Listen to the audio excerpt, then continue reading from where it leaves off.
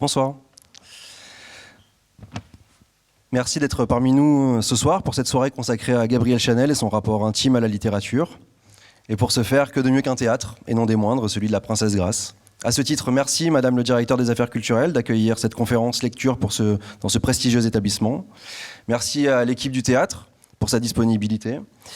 Un merci tout particulier à Anthony Rossi qui prête sa voix ce soir, aux auteurs et autrices chers à Gabrielle Chanel, que vous avez sélectionnés, chère Laurence. Merci à vous de partager avec nous cette histoire, ces extraits de vie.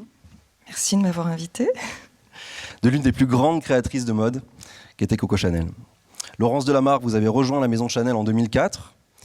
Vous y avez coordonné le service de presse mode, puis avez assuré la direction globale du service de presse et des relations extérieures. Depuis 2022, vous dirigez la librairie du 7L, un espace boulevard Saint-Germain, dans le quartier Saint-Germain, un plateau de 700 mètres carrés qui n'est pas qu'une librairie, qui est aussi un espace de programmation, de création culturelle, qui se tient au cœur de l'ancien studio photo et de la bibliothèque de Karl Lagerfeld. Le 7L est aussi une maison d'édition qui publie 4 ouvrages par an en moyenne. Enfin, depuis le mois d'août, vous dirigez les relations littérature de Chanel Mode. Et bien évidemment, vous avez contribué au catalogue de l'exposition Les années folles de Coco Chanel, à retrouver dans toutes les bonnes librairies, donc au 7L, mais aussi au nouveau musée national de Monaco, évidemment, où je vous invite à découvrir encore et jusqu'au 5 octobre l'exposition dont il est question ce soir. Le 5 octobre sera également les journées européennes du patrimoine. Donc je vous invite aussi à découvrir l'ensemble de la programmation qui vient d'être publiée sur le site des Journées du patrimoine, de sorte à découvrir l'ensemble des établissements à découvrir ce jour-là, et également la Villa Sauber, dans laquelle vous pourrez découvrir le 11 janvier l'exposition Cactus à la Villa Sauber. Donc, je vous propose également de ne pas oublier de vous joindre à nous la semaine prochaine avec Célia Bernasconi, commissaire de l'exposition que vous venez de voir et d'entendre, qui sera rejointe par Chloé Royer, qui vient nous parler de son travail et de sa collaboration avec le nouveau musée national de Monaco dans le cadre de cette exposition. Merci à vous, chère Laurence, d'être ici ce soir avec nous. Bonne conférence, bonne lecture et à très bientôt. Merci.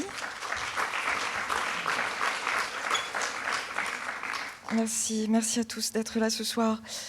Je voulais commencer par une très jolie photo de Gabrielle Chanel. Elle a 25 ans, elle est assoupie, elle tient un livre à la main. Elle a dit « Les livres ont été mes meilleurs amis ». Toute sa vie, Chanel a eu un besoin viscéral de lire des livres, dès l'enfance. Pensionnaire de l'orphelinat de l'abbaye cistercienne d'Aubazine, en Corrèze, la lecture des textes saints, la récitation des incantations religieuses l'ont préparée à l'invisible, au sentiment de l'existence d'un autre monde, inconnu, subliminal, qu'elle transformera très vite en imaginaire, puis en style. Le rituel aveugle des prières, la répétition des mots identiques hors de toute obligation de compréhension, l'amène au plaisir de la lecture des poètes et au voyage dans l'espace ouvert de la poésie. Cet espace ouvert, cet autre monde silencieux, conduit Gabrielle Chanel à fréquenter assidûment et même amoureusement des écrivains, toute sa vie durant, pour chercher à comprendre le sens de leur liberté afin de mieux construire la sienne. C'est Missia Certes, l'une des reines de Paris, égérie du monde artistique et littéraire entre les années 1890 et 1930, qui initie Gabrielle Chanel à l'avant-garde et lui ouvre son cercle. La rencontre entre Missia et Chanel est capitale. Elle a lieu chez une comédienne, oubliée aujourd'hui, mais très fameuse à l'époque, Cécile Sorel, à Paris en 1917. Alors que Missia complimente Chanel sur le très beau manteau de velours rouge qu'elle porte, Chanel l'enlève aussitôt pour le poser sur ses épaules. Ce don, cette générosité, marque le début d'une très longue amitié jusqu'à la mort de Missia en 1950, riche en échanges et en partage. Mais qui est-elle, cette Missia Certes ? Elle se nomme Marie-Sophie Olga Zénaïde Godebska. Elle est polonaise, mais elle est née en Russie, un peu par hasard, en 1872, et elle a été élevée en Belgique. C'est une pianiste virtuose. Elle a connu Liszt quand elle était enfant. Elle est l'élève du compositeur Gabriel Fauré, l'ami d'Erik Satie, qui lui dédie en 1903 3 morceaux en forme de poire. Et elle est aussi l'amie de Maurice Ravel, qui lui dédie en 1907 Le Cygne. Elle renonce à une carrière artistique, musicale, pour se consacrer à l'animation du cercle formé par son premier mari, Thaddée Nathanson, autour de sa revue d'avant-garde, la Revue Blanche. Revue Blanche qu'elle incarne ici, sur cette affiche. Son charisme, sa beauté, son talent lui attirent dans les années 1890 l'amitié du poète Stéphane Mallarmé, de Marcel Proust. Elle est un personnage de La Recherche du temps perdu, la princesse Gourbe-le-Tief, l'amie des ballets russes. Sa beauté lui attire aussi l'amitié de nombreux peintres. Henri de Toulouse-Lautrec, qui a fait cette affiche, un autre portrait d'elle au théâtre, Auguste Renoir, Pierre Bonnard, Édouard Vuillard, Félix Vallotton. Ils ont tous immortalisé ses traits. Il y a de très nombreuses peintures qui représentent Missia. Pour Paul Morand, Missia, certes, était une récolteuse de génie, tous amoureux d'elle. Elle excitait le génie comme certains rois savent fabriquer des vainqueurs, rien que par la vibration de son être, par une oscillation invisible de sa branche de coudrier.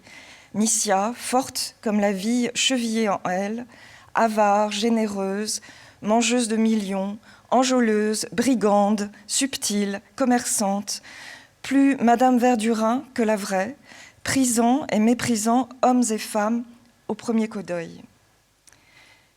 Gabrielle Chanel dira, à ce même Paul Morand, « Missia représentait toutes les femmes, et toutes les femmes étaient en Missia. Je n'ai eu qu'elle comme amie. Je l'ai vue apparaître au moment de mon plus grand chagrin. Le chagrin d'autrui l'attire, comme certains parfums attirent l'abeille. » Après la mort brutale d'Arthur Boy Capel, le grand amour de Chanel, en décembre 1919, d'un accident de voiture près de Fréjus, Missia et son troisième mari, le peintre José Maria Sert, invitent Chanel à les suivre à Venise, c'est leur voyage de noces, pour tenter de lui faire oublier son chagrin. Nous sommes en août 1920, il lui montre musée, église, antiquaire. Sert est un admirable Cicérone, et grâce à eux, Chanel renaît à la vie. Elle affine son goût, élargit sa connaissance de l'histoire de l'art. Les influences baroques et byzantines qu'elle découvre à Venise ne quitteront plus son vocabulaire stylistique, notamment pour ses bijoux et ses tissus lamés.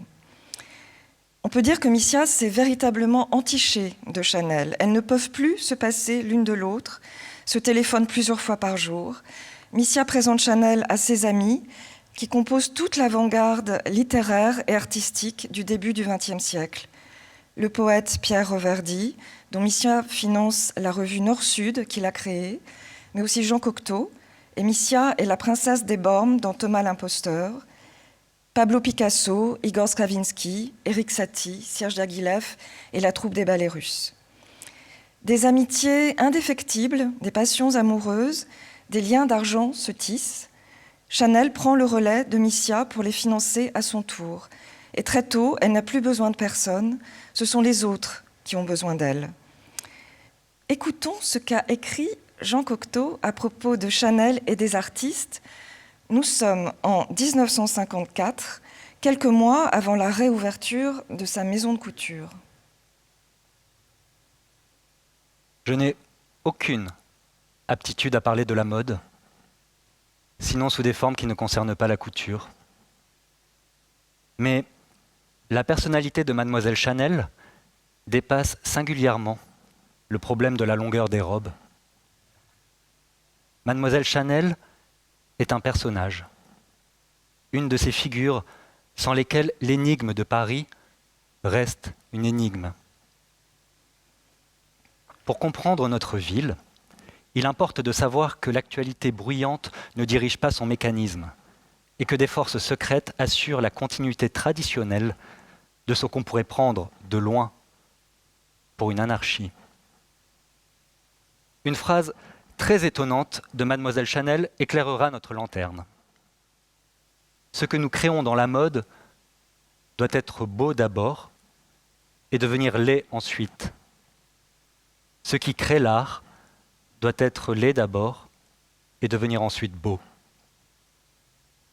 On devine qu'une femme chez qui de telles maximes sont incessantes et qui possède une si profonde clairvoyance apporte davantage que de simples secrets de beauté, que ces secrets de beauté visent plus loin et qu'elle conseillera plutôt à l'élégance de garder sa ligne morale que de soigner sa ligne, dans le sens où les femmes l'entendent d'habitude. Sa longue disparition de l'estrade, où la publicité moderne pousse brutalement ceux et celles qui inventent quelque chose, vient du sérieux avec lequel son esprit envisage le moindre travail et de son refus aux simples exigences de l'actualité. Si Mademoiselle Chanel a régné sur les modes, ce n'est pas seulement parce qu'elle a coupé les cheveux des femmes, marié la laine et la soie, enroulé des perles sur des chandails, évité pour ses parfums les étiquettes poétiques, baissé la taille ou remonté la taille, et obligé toutes les femmes à suivre ses directives. C'est parce qu'en marge de cette gracieuse et robuste dictature, elle n'ignorait rien de son époque et se dépensait autant pour ce qu'elle offre d'immédiat que pour ce qui se médite dans l'ombre. C'est grâce au faste visible qu'elle a aidé le faste secret des artistes. C'est, sans jamais qu'on le dise et sans vouloir qu'on en parle, qu'elle a été la compagne de toutes nos recherches. Sans elle, jamais Serge de Diaghilev n'aurait pu soutenir la reprise du Sacre du printemps de Stravinsky. Sans elle, Picasso, Satie et moi n'eussions jamais assisté au triomphe de Parade. Ces œuvres seraient demeurées dans leur réputation de scandale. Partout, derrière ce qui se pense et ce qui s'exprime, on la trouve dans une ombre modeste. Son amitié pour Picasso, pour Dali, pour Stravinsky, pour Reverdy, pour moi-même, prime en quelque sorte l'extraordinaire bonne fortune de son règne sur la couture. Et l'on pourrait sans cesse, à son usage, citer la fameuse parole de Brummel, devant qui un jeune homme louait son élégance aux courses d'Ascot. Je ne pouvais pas être élégant, puisque vous m'avez remarqué. C'est pourquoi les modes féminines de Mademoiselle Chanel n'ont jamais été des modes extravagantes. Elle a, par une sorte de miracle, opéré dans la mode suivant les règles qui semblaient ne valoir que pour les peintres, les musiciens, les poètes. Elle imposait de l'invisible. Elle imposait au tapage mondain la noblesse d'un silence. Son retour sur l'estrade parisienne représente bien davantage que la réouverture d'une grande maison. Elle est le signe d'une nécessité de vaincre une inflation médiocre. On est heureux de voir avancer sur les marécages où notre prestige stagnait un peu, la merveilleuse peut-être tête de cygne noir d'une personne qui, autant que les poètes, dédaigne la frivolité et la fantaisie. Le retour de Mademoiselle Chanel par Jean Cocteau. Jean Cocteau était l'ami, le frère, le presque jumeau sur lequel Chanel veillera toute sa vie. De maison de santé en cure de désintoxication, de réconfort amoureux après la mort prématurée de son amant, l'écrivain Raymond Radiguet en 1923, en célébration grandiose, notamment au moment de son entrée à l'Académie française en 1955. C'est Chanel qui lui offre l'émeraude qui orne son épée. Derrière cette photo, un petit mot. Ma Coco chérie, grâce à toi, cette épée regarde. Et regarde qui ? Notre jeunesse immortelle. Un autre croquis, message à Coco. Ma Coco, bien sûr que je te verrai peut-être avant même que ces lignes ne te parviennent, mais il m'est impossible de ne pas te remercier encore de cette petite étoile absinthe, comme dirait l'Apocalypse, tombée de notre ciel amical.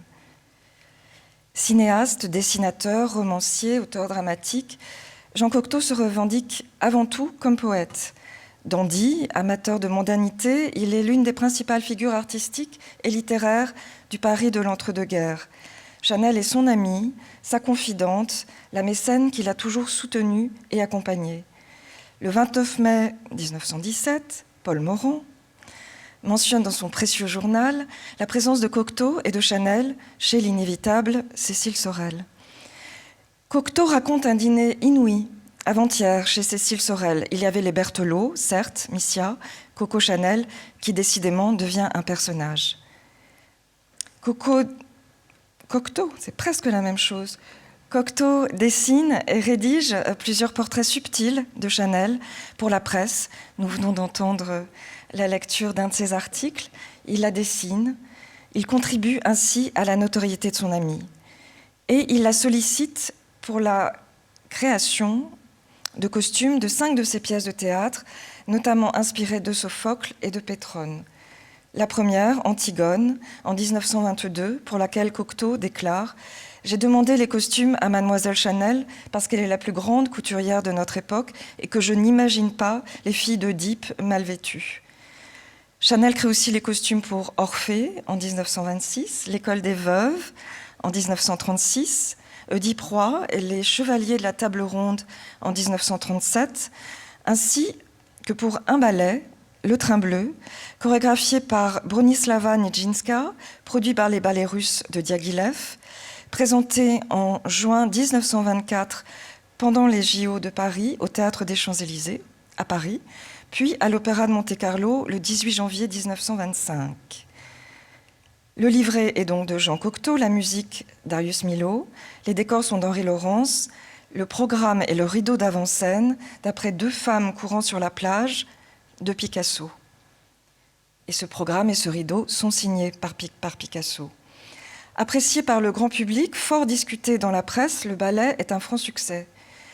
Le Train Bleu, vous le savez, tire son nom du luxueux train qui relie l'Angleterre et Paris à la Côte d'Azur. Le ballet est une célébration moqueuse de la mode des sports et des bains de mer qui apparaît à l'époque. Il met en scène de riches oisifs, golfeurs, joueuses de tennis, baigneurs et baigneuses, qui paradent et qui s'amusent sur une plage à la mode. Cocteau connaît bien le sujet. La Côte d'Azur est devenue pour lui une terre d'accueil et d'inspiration. Il est déjà un artiste accompli quand il la découvre pour la première fois en 1911. Il est issu de la haute bourgeoisie parisienne, il en possède tous les usages, dont l'un est de passer l'hiver sur la côte. Et la vie qu'il mène ici, d'ailleurs comme à Paris, est rythmée par les rencontres mondaines et artistiques. À la villa Cyrnos de Cap-Martin, il fréquente le salon de l'impératrice Eugénie. À Monaco, il assiste au spectacle des ballets russes avec lesquels il commence à collaborer. Sur les hauteurs de Grasse, il descend dans la villa familiale qui appartient au dramaturge Francis de Croisset, le beau-père de Marie-Laure Bischofsheim, la future vicomtesse de Noailles. Elle tombera d'ailleurs éperdument amoureuse de lui, Cocteau, et elle le raconte dans le roman La Chambre des écureuils, que les éditions Settel, dont je m'occupe au passage, je vous le dis, donc roman que les éditions Settel ont récemment réédité. À partir de 1923, la Riviera devient pour Cocteau son lieu de villégiature favori. Après la mort de Raymond Radiguet, il trouve refuge à l'hôtel Welcome à Villefranche-sur-Mer, dans lequel il séjourne régulièrement pendant près de 10 ans. Sa relation avec la région se renforce encore quand il rencontre, en 1949, sur le tournage des Enfants terribles, Alec et Francine Weisweller. Le couple de mécènes l'invite à passer une semaine de vacances dans leur villa, Santos-Sospire, à Saint-Jean-Cap-Ferrat, et de ce séjour naîtra un véritable coup de foudre amical pour Francine Weisweller, qui marquera durablement le travail de Cocteau. Il passera tous ses étés dans cette maison dont il peinera les murs jusqu'à la fin de sa vie. Et la Villa Saubert a d'ailleurs organisé, je pense que vous l'avez vu, il y a 2 ans, une magnifique exposition autour des photos de la villa prises par Mauro Restif avant la restauration de la villa.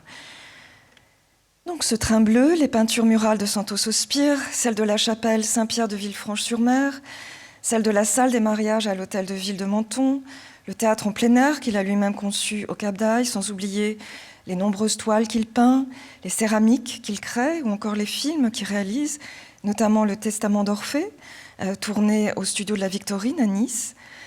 Toutes ces œuvres sont autant de trésors laissés par Cocteau à la Côte d'Azur. De son côté, Chanel puise dans ses collections pour créer les costumes du train bleu, qu'elle adapte pour donner plus de liberté de mouvement encore aux danseurs. Il faut dire que l'influence de la Côte d'Azur, qu'elle fréquente assidûment, où elle s'implante commercialement dès mars 1914. On voit tous les registres de cette implantation à Monaco dans cette exposition. Donc elle s'implante à l'hôtel Hermitage, juste en face de ce théâtre. Cette influence de la Côte d'Azur se ressent dans ses créations. Depuis ses débuts à Deauville, en 1912, Gabrielle Chanel privilégie des tenues pratiques et fluides, adaptées au bord de mer pour sa mode de jour, et des robes du soir sophistiquées, parfois brodées, pour les événements mondains. Son style, aux lignes épurées, rehaussé indifféremment de bijoux fantaisie ou de somptueux joyaux, pierres baroques et colliers de perles à l'éclat éblouissant, ce style est synonyme de jeunesse, de mouvement, de simplicité luxueuse. Mécène des ballets russes, elle est présente aux soirées de gala de la compagnie, installée à Monte-Carlo. Chanel, on l'a dit, ancre davantage encore ses liens avec la région en faisant construire en 1928 sa villa, La Pausa, à Roquebrune-Cap-Martin, sur un terrain qui surplombe la principauté. Et Cocteau y séjournera très souvent, et c'est là d'ailleurs, et on l'apprend aussi dans cette expo, qu'il apprendra la mort de Serge Diaghilev par un télégramme. Serge Diaghilev qui meurt à Venise en 1929. Remontons quelques années plus tôt, nous ne sommes plus en 1929, nous sommes un matin de juin 1925 sur une plage de la Riviera qui est presque celle du Train Bleu. Il n'y avait d'animation que sur la plage. 3 gouvernantes anglaises étaient assises à tricoter, rejoignant à travers pullover et chaussettes l'inaltérable image de l'Angleterre victorienne, celle des années 1860, 70, 80, et papotée à l'infini sur un ton monocorde de mélopée. Une douzaine de personnes s'étaient installées au bord de l'eau, sous des parasols à rayures, tandis que leur douzaine d'enfants poursuivaient dans les hauts fonds quelques poissons imperturbables, ou glissaient tous nus au soleil, frottés d'huile de noix de coco, et brillaient comme des miroirs. Rosemary venait d'atteindre la plage quand un garçon d'une dizaine d'années la dépassa en courant et se jeta à l'eau avec un hurlement de joie. Se sentant observée par tous ces inconnus, elle enleva son peignoir et le suivit. Elle nagea quelques mètres, s'aperçut qu'il y avait très peu de fond, reprit pied et continua d'avancer vers le large, luttant de toute la force de ses jambes minces contre la résistance de l'eau. Lorsqu'elle en eut jusqu'à la poitrine, elle se tourna vers la plage. Un homme chauve, en short, qui bombait le torse et rentrait le ventre, l'observait derrière son monocle. Rosemary enfonça son visage dans l'eau et, d'un crawl assez peu orthodoxe, se dirigea vers le plongeoir. La fraîcheur de l'eau montait vers elle peu à peu, dissipait la trop grande chaleur, lui caressait les cheveux, s'insinuait jusqu'au secret de son corps. Elle s'y tournait, s'y retournait, l'étreignait, s'y abandonnait. Elle atteignit le plongeoir hors d'haleine, mais comme une femme très bronzée et aux dents très blanches la regardait venir, elle prit soudain conscience de l'agressive blancheur de son propre corps, se tourna sur le dos et revint sur la plage. Rosemary chercha un endroit pour s'asseoir. Chaque famille considérait visiblement comme sa propriété personnelle la langue de sable qui prolongeait son parasol. Mais on se parlait d'un territoire à l'autre, on se rendait visite. C'était une vraie communauté, organisée et cohérente, à laquelle il paraissait outrecuidant de vouloir s'intégrer. Un peu plus haut, là où la plage était couverte d'algues sèches et de galets, elle aperçut quelques personnes dont la peau était aussi blafarde que la sienne. Ils n'avaient pas de parasol, s'abritaient sous des simples ombrelles et ne faisaient manifestement pas partie des indigènes de l'endroit. Rosemary décida d'élire domicile à mi-chemin de ces blafards et des bronzés et posa son peignoir sur le sable. À quelques mètres d'elle, une jeune femme, abritée sous plusieurs parasols, dressait une liste d'objets à partir d'un livre posé sur le sable. Elle avait dégrafé le haut de son maillot de bain. Ses épaules et son cou d'un brun rouge tirant sur l'orange, brillait au soleil, rehaussant l'éclat velouté de son collier de perles. Son visage était sévère, émouvant et superbe. Elle regardait Rosemary sans la voir. Un homme assez beau, à rayures, se tenait derrière elle. Il avait une casquette de jockey, un maillot à rayures rouges. Venait ensuite la femme très bronzée, que Rosemary avait aperçue sur le plongeoir, qui, l'ayant reconnue, lui rendit son regard. Puis un homme au visage allongé, surmonté d'une crinière léonine. Il était nu-tête, portait un maillot bleu et paraissait plongé dans une discussion extrêmement sérieuse avec un jeune homme en maillot noir, de type indiscutablement latin. Rosemary pensa qu'ils devaient être américains pour la plupart, mais quelque chose les différenciait nettement des Américains qu'elle avait rencontrés jusque-là. Tendre et la nuit par Francis Scott Fitzgerald. Merci.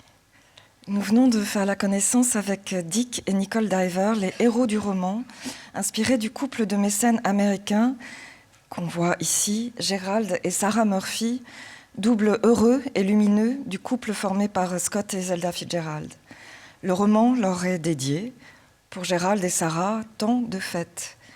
Fabuleusement riches, ils ont fui la prohibition et l'atmosphère conservatrice des États-Unis pour Paris, où ils côtoient rapidement les plus grandes figures artistiques, littéraires et intellectuelles de l'époque.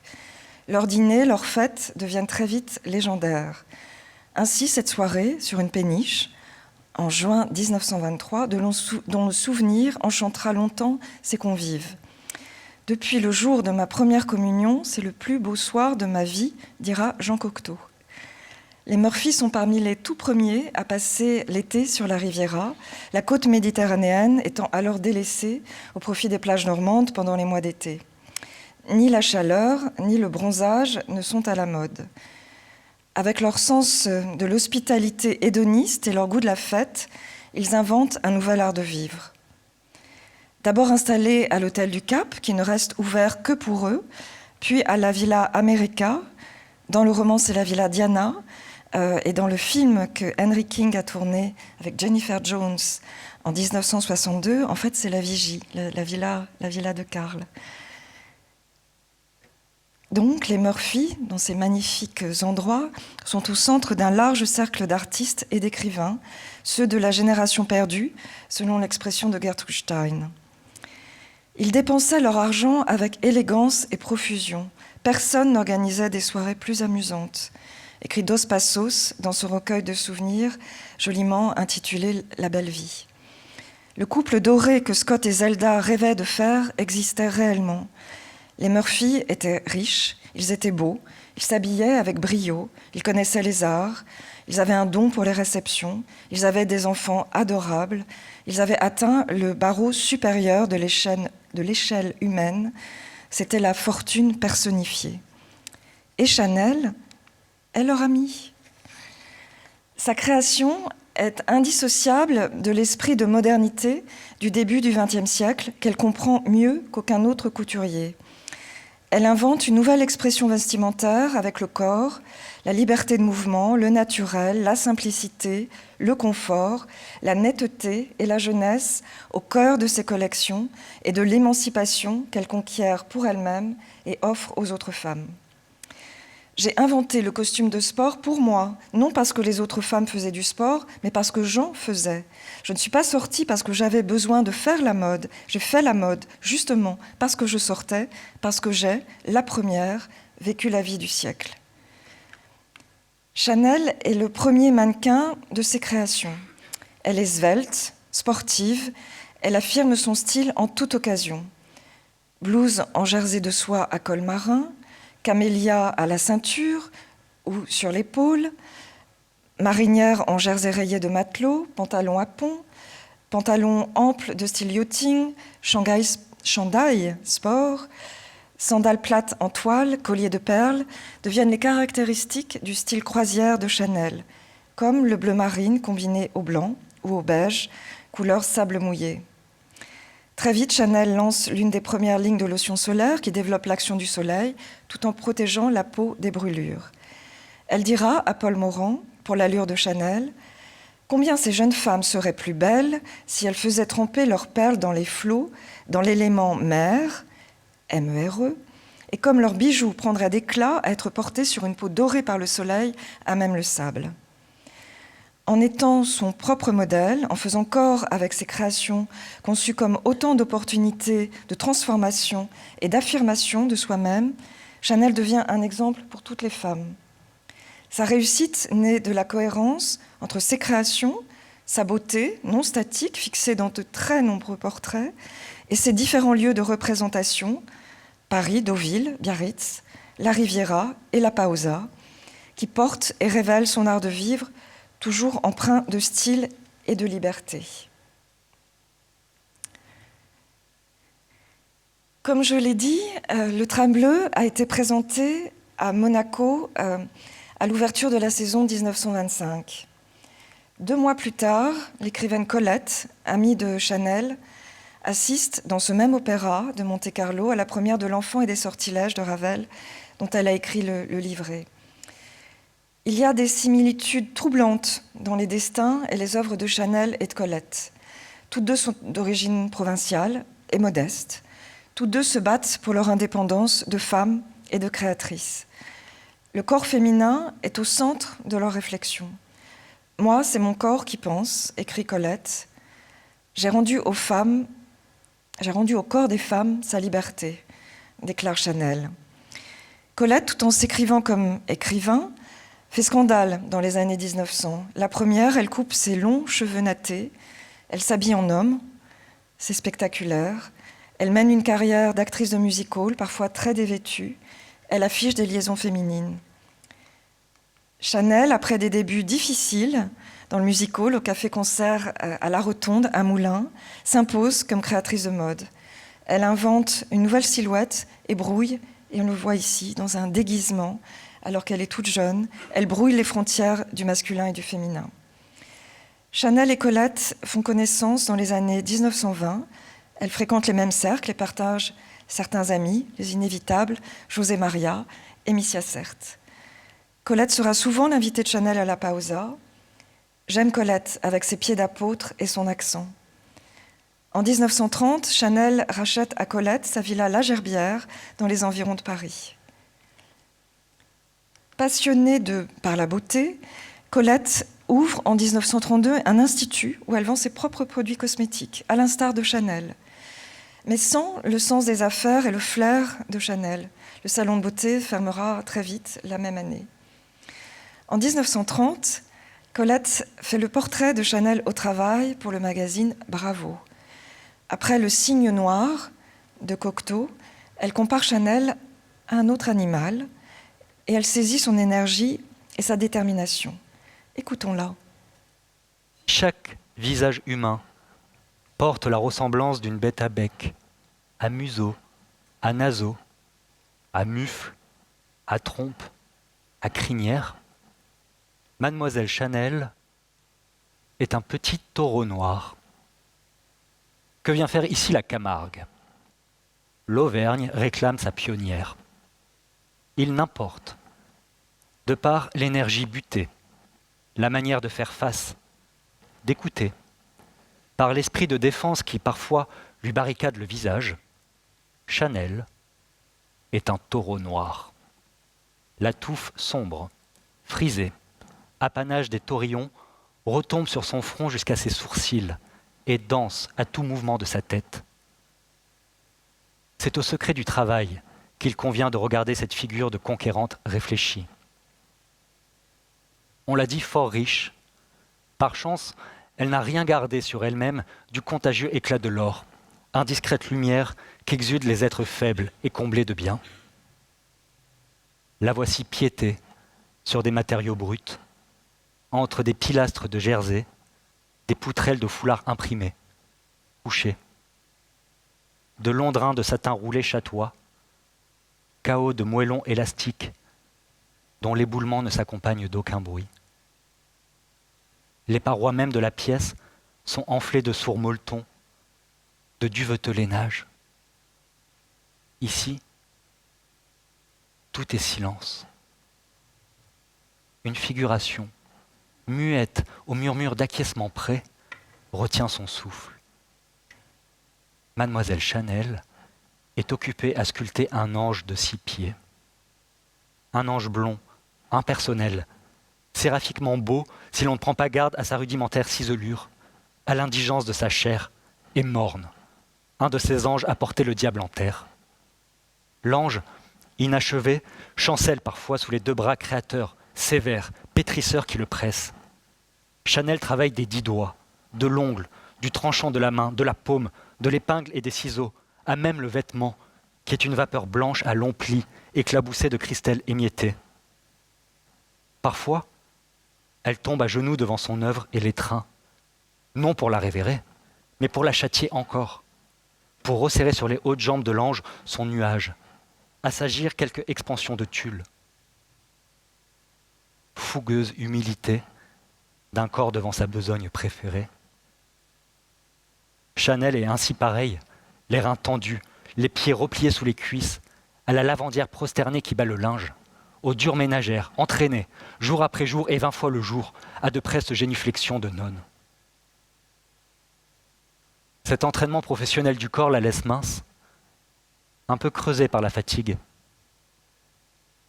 Elle m'offre en ce moment une nuque dévorée de cheveux noirs qui croissent avec une vigueur végétale.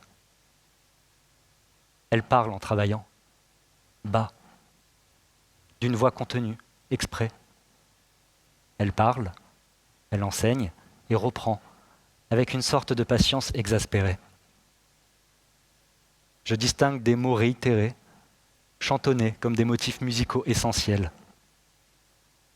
J'ai horreur des petits machins.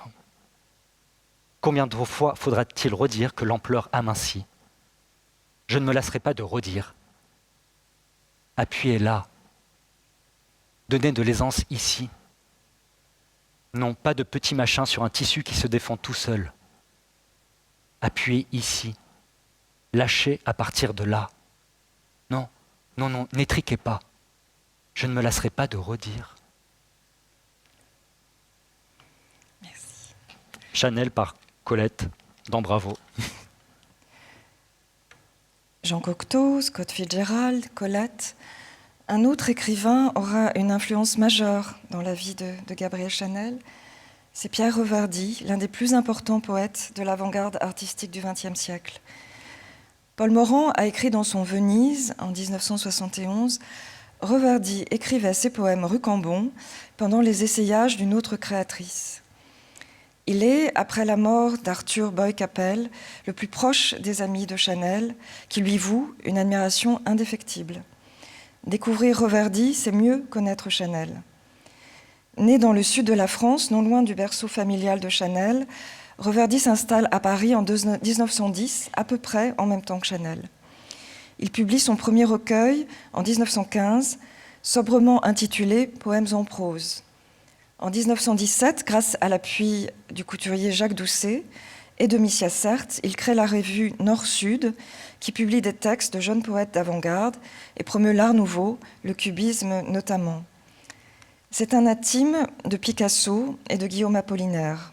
On le voit sur cette photo de Brassailles. Il est l'un des familiers de Missia, pour qui il éprouve des sentiments d'amitié amoureuse non réciproques. Il lui dédie nombre de poèmes, dont certains manuscrits aboutiront dans la bibliothèque de Chanel. C'est évidemment chez Missia, en 1920, qu'il rencontre Chanel. Leur amitié prend rapidement un tour amoureux. En 1921, signe de leur étroite liaison, Paul Morand leur dédie, ensemble, un exemplaire de son livre « Tendre stock ». Leur liaison durera jusqu'en 1924. Elle rencontre à ce moment-là le duc de Westminster. Reverdy énonçait le style « c'est la mise en forme d'une liberté ». Pour Chanel, Reverdy était poète, c'est-à-dire voyant. Chanel lui apporte régulièrement et constamment, jusqu'à sa mort en 1960, une aide matérielle discrète, parfois en rachetant ses manuscrits. En 1930 et 1931, c'est un habitué de la Pausa, il supervise même la réalisation du jardin. Il y a des lettres où il dit à Coco ce que font les jardiniers. Orphelins l'un et l'autre, du pensionnat d'Aubazine où Chanel a passé son enfance et son adolescence à l'abbaye de Solesmes, où il se retire en 1926, une étrange symétrie d'existence les rapproche. Un soleil noir s'est couché à Solesmes, heureux ceux qui parlent du soir alors qu'il fait déjà nuit. C'est Aragon qui annonce ainsi la mort de Reverdy dans les journaux en juin 60. Si Chanel était le soleil, il était, lui, un soleil noir. Cet amour pour Reverdy, c'est Edmond de Charleroux qui le révélera dans son hommage à Gabrielle Chanel quand elle meurt en janvier 71. Chanel s'était confiée à elle, sachant qu'elle ferait usage de ses confidences. Et elle lui a montré une partie de sa bibliothèque qui était consacrée à Reverdy. Et elle avait tout, sous la forme la plus rare, la plus belle, la plus tendre. Les premiers poèmes, les premières éditions, rehaussées parfois par Picasso lui-même, des lettres, des dédicaces, d'une écriture qui changeait selon l'humeur du poète, selon l'humeur du moment. L'une large, que l'on voit là, échevelée, celle des jours heureux et des jours tendres, l'autre méticuleuse, ordonnée, celle des jours sages. C'est Pierre Reverdy qui encourage Chanel à écrire ses maximes dans le style des grands auteurs français du XVIIe siècle, ce qui contribuera au surnom de Grande Mademoiselle, qui colle encore aujourd'hui à la peau de Chanel, en référence à la cousine de Louis XIV. On sait que Reverdy a relu ses maximes, les a corrigées. Il apprend à Chanel la rigueur du style écrit. Et ces maximes ont paru dans Vogue. Vous pouvez les lire, je vous en lis quelques-unes. La mode est toujours le reflet de l'époque, mais on l'oublie si elle est bête. La coquetterie, c'est une conquête de l'esprit sur les sens. Les trouvailles sont faites pour être perdues. Si vous êtes né sans elles, ne faites rien pour les empêcher de pousser. La parure, quelle science, la beauté, quelle arme, la modestie, quelle élégance. Il n'y a que la vérité qui n'ait pas de borne. Le bon goût ruine certaines valeurs de l'esprit, le goût tout simple, par exemple. La mode est une reine et parfois une esclave. Le visage est un miroir où se reflètent les mouvements de la vie intérieure. Accordez-lui beaucoup de soin. Les seuls beaux yeux sont ceux qui nous regardent tendrement. Par la coquetterie, même le cours du temps s'arrête pour les femmes. Nos maisons sont nos prisons. Sachons y retrouver la liberté dans la façon de les parer. Et enfin, on peut s'accoutumer à la laideur, à la négligence, jamais. Est-ce que ce sont ces maximes qui ont conduit le sémiologue Roland Barthes à écrire un article important sur Chanel, le match Chanel-Courrèges, pour Marie-Claire en 1967 ? Il y définit clairement l'esthétique de Chanel, bien plus qu'une mode, par essence passagère. Le style de Chanel est intemporel, tout en occupant une place importante dans l'histoire de la modernité. Écoutons. Si vous ouvriez aujourd'hui une histoire de notre littérature, vous devriez y trouver le nom d'un nouvel auteur classique, Coco Chanel. Chanel n'écrit pas avec du papier et de l'encre, sauf à des moments perdus, mais avec de l'étoffe, des formes et des couleurs. Cela n'empêche pas qu'on lui prête communément l'autorité et le panache d'un écrivain du grand siècle. Élégante, comme Racine, janséniste, comme Pascal, qu'elle cite, philosophe, comme La Rochefoucauld, qu'elle imite en donnant elle aussi au public des maximes, sensible, comme Madame de Sévigné, frondeuse, enfin, comme la Grande Mademoiselle, dont elle recueille le surnom et la fonction. Chanel, dit-on, retient la mode au bord de la barbarie et la comble de toutes les valeurs de l'ordre classique. La raison, le naturel, la permanence, le goût de plaire, non d'étonner. On aime bien Chanel au Figaro, où elle occupe avec Cocteau les marges de la bonne culture moderne. Dans l'esthétique du vêtement, il y a une valeur très particulière, paradoxale même, qui réunit la séduction et la durée. c'est le chic. Le chic supporte et même exige, sinon l'usure du vêtement, du moins son usage. Le chic a horreur des apparences du neuf. On se rappelle que le dandy Brummel ne portait jamais un costume sans l'avoir fait un peu vieillir sur le dos de son domestique. Le chic, c'est le temps sublimé. C'est la valeur clé du style de Chanel. Une certaine idée du corps aussi. Ce n'est pas par hasard que l'invention propre de Chanel, le tailleur, est bien proche du vêtement d'homme. Le costume masculin et le tailleur Chanel ont un idéal en commun, la distinction. La distinction était au XIXe siècle une valeur sociale. Elle permettait, dans une société récemment démocratisée où il était interdit aux hommes des classes dites supérieures d'afficher leur argent, chose toujours permise par procuration à leurs épouses, de se distinguer, tout de même par quelques détails discrets. Le style de Chanel recueille, filtré, féminisé cet héritage historique. Il correspond à ce moment assez bref dans notre histoire, qui est celui de la jeunesse de Chanel, où une minorité de femmes a enfin accédé au travail, à l'indépendance sociale, et a dû transposer dans son vêtement quelque chose des valeurs masculines, à commencer par cette fameuse distinction, seul luxe qui reste aux hommes uniformisés par leur travail.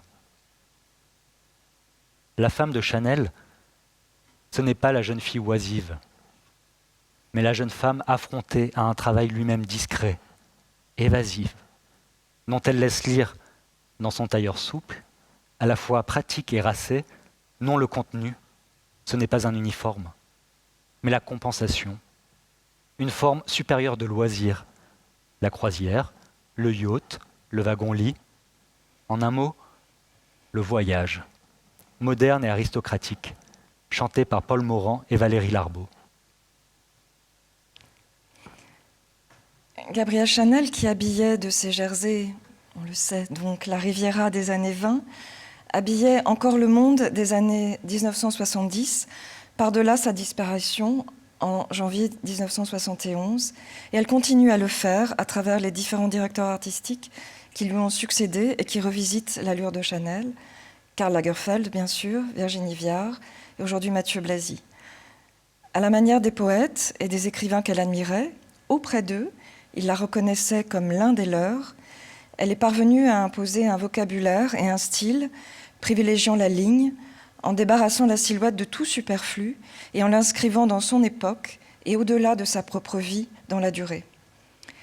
Si elle haïssait la poésie couturière, commentaire pseudo-poétique ou littéraire décrivant ses collections ou les collections des autres couturiers, elle a inspiré de nombreux écrivains qu'elle a fait aussi de sa vie un roman. On peut citer Paul Morand et son roman Lewis et Irène. Lewis, c'est Boy Capel, Irène, c'est Chanel, 1924. Et bien sûr, le livre de référence L'allure de Chanel.